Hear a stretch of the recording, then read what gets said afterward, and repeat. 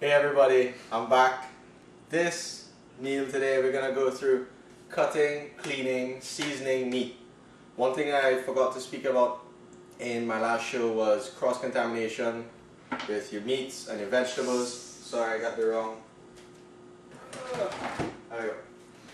Got my meats. If you do not have an extra cutting board for meats, let me tell you a little story.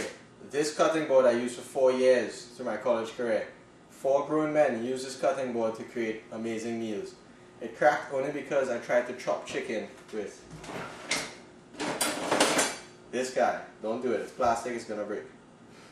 So, one thing that you want to take care of when you're chopping meat is obviously your fingers. Second is what the meat comes into contact with. I have this on a plastic bag, it's away from everything.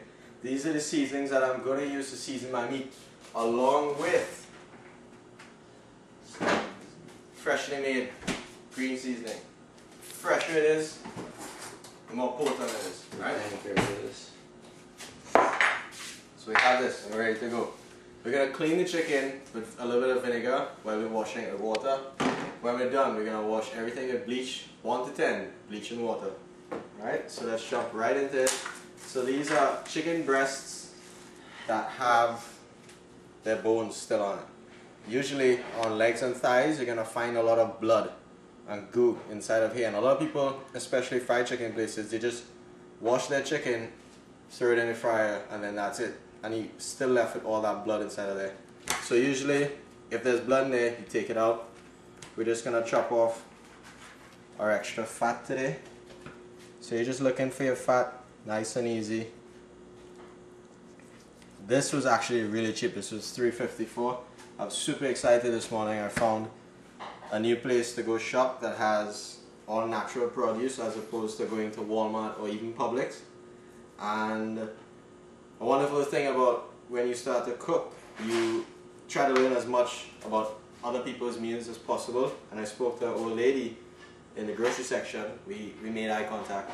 And we had a good exchange, and she was telling me about something about shads, and I'm going to try a new meal with a new type of green. So that's how you continuously learn, and that's how you always get better at your cooking. So I'm just going to chop some of the meat off, because today I'm going to make baked chicken for everybody in the house. Yay!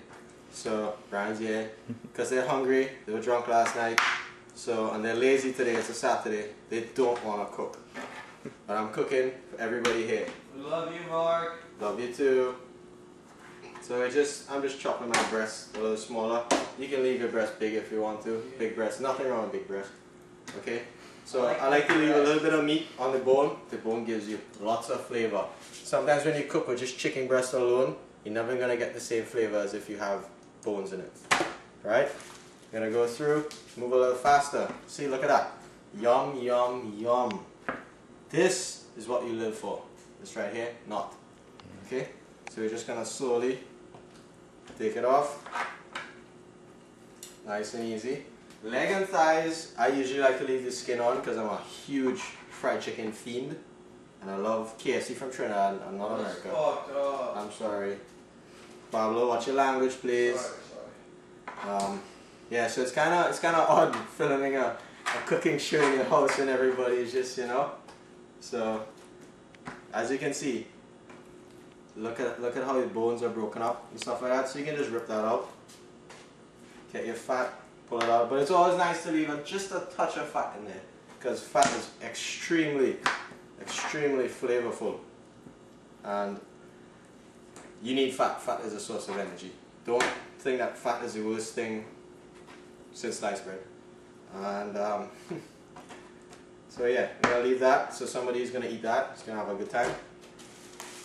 Jump onto your last piece. See, this is the same thing, a lot of skin is still left on. But I usually try to trim as much fat as possible off of my meats. Now, let's talk about seasoning meats a little bit before I actually start to season meats. One thing that, you know, hurts my soul, literally, is when I look on Food Network and they're like, oh, you're just going to put a little salt and a little pepper, and then you're going to leave it for a little while, and then you're going to go cook it. To me, that's probably the most tasteless thing that you can ever eat. No offense to people out there that actually do that. I just grew up differently, and I grew up where in Trinidad meats are very, very well seasoned. All our foods are very well seasoned. So as you can see, we have our chicken. I'm throwing this away. Brian, you can come on this side. So I have my meats, have my knife, coming over to the sink, have my meats, cutting board and knife are gone. Washing my hands. I noticed I just washed my hands. I had chicken on my hands and I washed it back into there. That's okay. So now I'm just gonna wash a little bit of soap. Trying to clean my hands off as much as I can. But I'm still gonna go back and play with the chicken. So Brian, if you can get a little right on top of there. So sometimes you're gonna be lucky if you get chicken that doesn't smell funky. If you do get chicken that smells funky, any type of vinegar. Put a touch of vinegar. Close that off. Mix it around. You get a very, very acrid smell. It's a very, very fresh. Usually when chicken smells really bad, we refer to it at home as fresh. Another method of doing this is sprinkling a little bit of flour on the meat in the water, and that usually takes a lot of the scent away. So we're just gonna wash our chicken out completely. So you get in here and you see this, Brian? So we're washing our chicken. Second rinse. Jump in for a third rinse.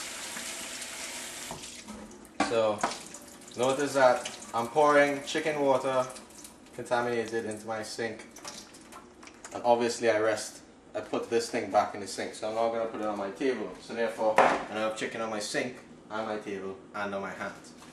So before I jump in to season my chicken, jump in, quick wash, nice little quickie. Always have a cloth that's clean where you can wipe your hands and be all fresh once more. Boom shot, in the game. So let's go with the regular seasoning. You could go back on that side now, Brian. So Brad's taking another walk here. So as you can see, the chicken. So we have salt, black pepper, basil, green seasoning that we just made. I just showed you how to make it. This is a Spanish seasoning for meat. It has, not really sure, but I see a piece of meat there, and my mom showed this to me and I tried it, and it's actually really, really nice. Oregano, Worcester sauce, soy sauce. I always like to, when I'm seasoning my meats, to have a little bit of something wet, some sort of liquid that the chicken can actually hold all the seasoning. So my best advice to you is, if you're gonna jump in, if this is your first time, don't use this big thing and do this, because you're gonna tip a lot of salt into your meal. Always pour it in a spoon, dump it out. So I pour it into a spoon, so about that much salt, and you just kind of, put a touch more. Get out there, and just sprinkle it. We're gonna jump back into the chicken in a little while. So you come with your black pepper. Notice I'm on the big hole. If you don't know how to control it, don't do it. Use a small hole. Alright? Boom. So let's come Spanish seasoning. When I say Spanish, I don't mean Spanish from Spain. I just mean anything that's not English and resembling Spanish, or Latin, or Cuban, or whatever you want to do. So as you can see all the seasoning on top of the chicken right now. So notice that I'm trying to get the entirety of my meat covered in my seasoning. So I'm just gonna drop a little Worcester sauce, got a little spill, put a touch of soy sauce. Now you can experiment with other sauces to get different types of meals. Right now I'm trying a jerk chicken with jeera or cumin in it, and I have that in my fridge right now, marinating. So you see, that's why you don't use a big thing, because you spill a bunch of leaves like that. Okay? So be very careful when you're doing your stuff. Another thing I forgot to mention about your green seasoning, you can always put a little salt in it when you're making it. Always makes it really nice. So I'm just going to drop my green seasoning. I promise you that this chicken will taste much better than just salt and black pepper. So I encourage you to really try to go towards that. So I'm gonna come in, and I really like to get intimate with my chicken. You know, meats, anything. If you're cooking any other meat, you season it more or less the same way. Steak, I love very well seasoned food, but even for steak, I almost use the same type of recipe. Now look at that. Look at that compared to a piece of chicken with just salt and pepper. This is gonna taste so much better when I actually bake this. So from here, we can do two things. We can take our freezer bags, as you can see right there, your Ziploc bags. There you go. Place the chicken in there and freeze it, and then you can store it for other days. I'm gonna show you my stash pretty soon. Or since I'm gonna cook right after this, I'm gonna leave it right in here. Let this soak for about 5 to 10 minutes at least 5 minutes. You know, let the chicken really hold something inside of it. So gonna come wash my hands again. All right. So take a look at that chicken once more, and you know, let that really settle in as to. I want you to try to imagine what that's gonna taste like, and the longer you let it sit, you know, the better it's gonna taste. So for people who cook a lot in college, right? This is what I advise you to do. I love to shop at the grocery. So you go one day, and I usually buy like 20 pounds of meat, and I come in, I chop off all my fat, and I season it. So as you can see, this is my chicken with my jeera. So I usually take a small bowl, place all of these salts and seasonings in, put a touch of water, place it in my Ziploc bag, squish it around, and you put it in, let it sit for like 5 minutes outside to really spread around and disperse. And there we go. So when I want to go cook, I just take this out, let it thaw out for the day. Here we go. We have, this is my rack of lamb. I've been trying pork ribs out. And we got lamb ribs, the beef. So as you can see, when I'm ready to cook, I don't have to go re-season the meat each time. I just jump in, take this out in the morning when I wake up, put it right there in the sun, and we're good to go. So that was seasoning meats. When we're finished, still here. So that was my meat stash. So when we're finished, you come over here, let's say to your cutting board. So we're gonna wash our dishes now. Notice I have some nice chicken fat and residue on there. I usually like to take the smallest scrubber first and try to get as much of the meat off as possible. Try to have a separate scrubber for meat and your regular dishes. This may seem a bit unconventional, but I learned this from my grandmother, and she has not died yet, thank God, and nobody in our family is sick. So I'm using some soft scrub. A touch of soap, jump back, spray a little bit of my bleaching water. That's gonna kill. I spoke to my dining services, and I found out their protocol on sanitization and food contamination. Bleaching water does the trick.